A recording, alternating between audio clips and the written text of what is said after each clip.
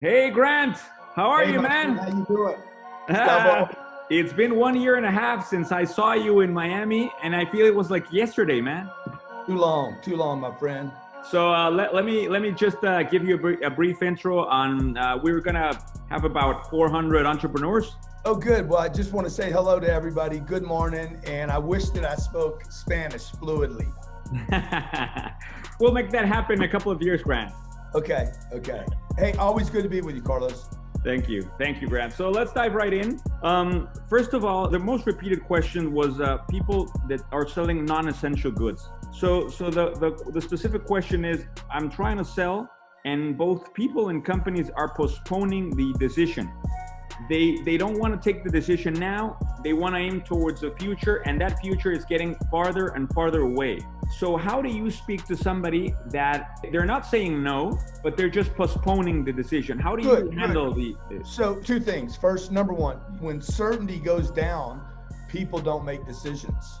So your job as a salesperson is to raise the certainty.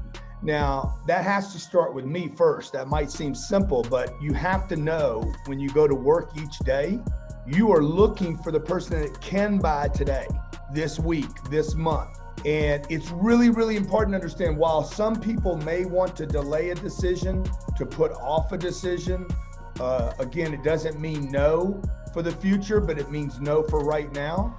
You need to understand that you're going to hear that from almost everyone right now. That becomes the popular messaging. But if your solution solves a bigger problem than them spending money today, and this is where the certainty, you have to flip the certainty. You have to get people, you have to get the problem so big that they no longer worry about their problem, which is money right now. They're worried about money because of probably of the COVID, the economy shut down, businesses, non-essentials, bad news, etc. So I was working a deal yesterday. I'll give you a perfect example.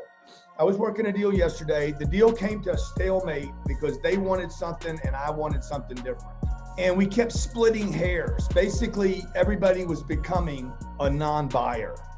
People were proposing things that were impossible. Therefore, nobody had to buy or sell. So my guy on my side was like, let's just split it with them. I said, no, if you split it with them, they're going to go away again. It's just going to lower the certainty again. And if the certainty lowers, if the certainty goes down again, they're going to postpone. They're going to find another reason not to do it. You have to raise the certainty. So what I did was I basically gave them a bigger problem. So if you're watching right now, you're like, okay, how do I give somebody a bigger problem than the fear of spending money today? Okay, let's pick. Do you know what kind of stuff are your people selling? We have both B2B and B2C. So this guy was selling services, digital services, or any kind of high value added service. Good. So let's say we're selling advertising to the guy, right? And he's like, yeah, that's great, that's good. I'm gonna call you back in. I'll call you in September. I said, that's awesome, man. That's wonderful. Agree with them. Don't disagree with anybody. You got to keep oiling, greasing everything, keeping things loose. Yeah, no problem. I got you. September, we'll do it in September. Let me ask you a question. Okay, let's see, we're in July and August. What do you think it's going to cost you in lost business in July and August? Forget whether this costs you anything. You didn't have to spend any money.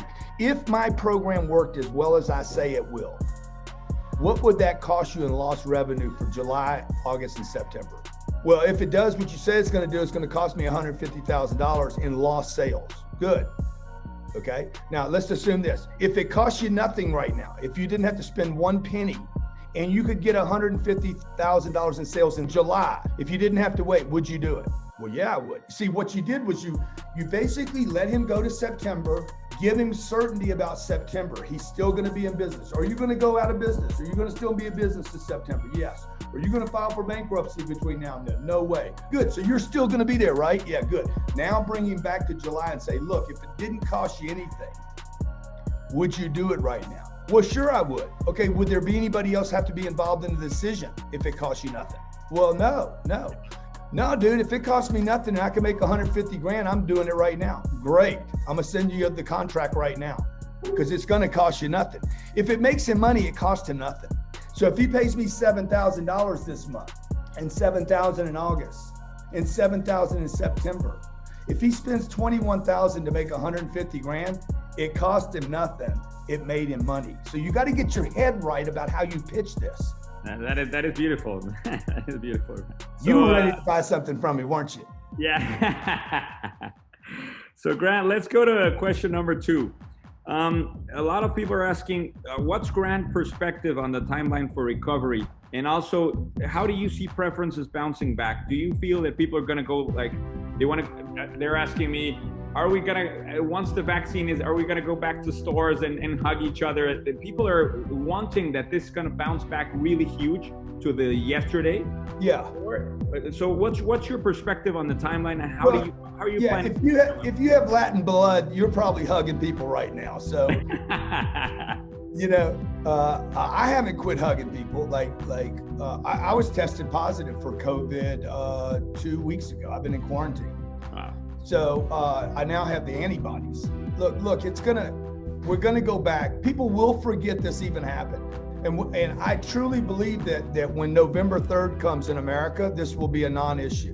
November 3rd is our presidential election. So, people are gonna go back to doing business. This planet always survives. Human beings are gonna go back to doing business. We've been bartering, trading, merchants, shippers. It's not gonna change. We're going back to doing business.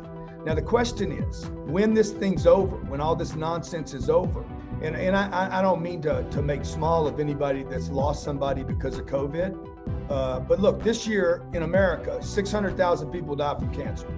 600,000 people died from cancer and heart disease.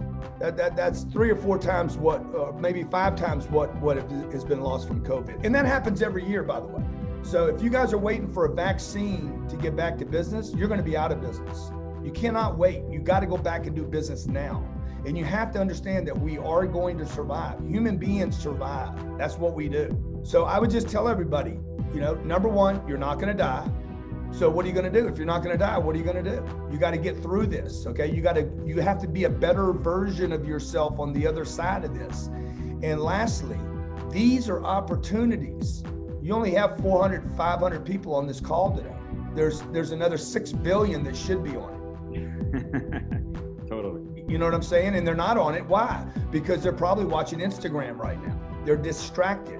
And so when your competition is distracted, now's the time to focus, improve yourself, get better at your game, make more contacts. Sales is a contact sport, Carlos. And if you're not going to make contact, you're not going to make a contract. So let's dive into another one of the questions. So a lot of the questions centered in price. Did the crisis create a buyer's market? Should we drop prices? What do you say to prospects when they ask for a price? I have like 20 price questions. Yeah. So look, price, if you guys have read Sell or Be Sold, price is a myth. It is a myth. It is made up, okay? Carlos, that jacket, what'd they charge you for that jacket? A whole bunch. Yeah, but not enough. They could have got some more. The number was made up. Right. People need to understand, when you're buying or when you're selling, numbers are made up. BMW makes up the numbers on their cars, okay? It's gonna be 100, we're gonna make this one 118,000, okay? Why not 120? Why not 121? Why not 116? Why not 115? The number was made up. Now, the reason I say that, it's very important as a salesperson, that you understand the consumer, the number 1 and 2 and 3 and 4 and 5, cinco, these numbers are made up. There was a time when numbers did not have words attached to them. So you got to understand that when people are saying too high, it's too much money. It is a made up thing, okay? It is a made up objection. People do not buy or not buy because of price. They buy because of value. They buy because it's going to solve my problem. I'm gonna go back to the first thing I said today. Wow. If the problem is not big enough, okay, they're not gonna give you any money for it. If the problem is gigantic, they will pay everything. Look at the toilet paper. When people were buying toilet paper 6 weeks ago or 8 weeks or whatever it was, I don't even remember now. One day, the world is going along thinking nothing about toilet paper, and moments later, they were lined up, rushing to the store to stockpile toilet paper to wipe their asses. Because their mental attention went to their butts, okay? So if I have cancer today, I get diagnosed with cancer, terminal cancer. Dude, I'm not gonna be worried about anything else. I won't be worried about my jet fuel, housing prices, kids' clothes, vacation prices, nothing. I won't care about anything. So you have to shift from the price myth to the problem. You have to make the problem so big. And this is what I did in that example. These are two questions you should be asking every customer right now when you're pitching them. Before I tell you about my services, are you gonna go out of business? Are you filing for bankruptcy? I need to know that right now, because if you're gonna go out of business, or if you're gonna file bankruptcy, then you just need to buy this from me right now and take it to bankruptcy court with you. Because if your business is gonna fail, you need debt, okay? So the salesperson, and this is really important, I don't know how you're gonna translate this, but so if I'm pitching you, right, and I ask the customer, we did this immediately in March. We added these two questions to our sales calls. We make about 4,000 sales calls a day. And the two questions I added was, are you going out of business? No, we're not going out of business. And number two, are you going to be filing bankruptcy? No, we're not going to file bankruptcy. Good, then you need this. Beautiful. Okay. Because look, what I'm doing is shifting the problem from a $30,000 contract to the possibility of the business failing completely. And it's very important that the salesperson now becomes intentional and persuasive and impactful to the conversation. You have to have more certainty than your buyer has uncertainty. So Grant, it's so great to have you around the Spanish-speaking community. Believe me, we follow you. We're right around the corner, and let's see if we can make some event happen. Maybe work on that 10X next year, so I can get a big group from Latin America, man. I love it, man. I can't wait, brother. Okay, I really appreciate you guys. I look forward to doing some bigger things with you. Thank you very much, man. You're the man, dude. It's such a pleasure to be with you. And, always good to be with you, my brother. Thank you. Let's talk soon, Grant, so we can make that Latin America thing happen. Let's do it. See you soon, Grant. Thanks.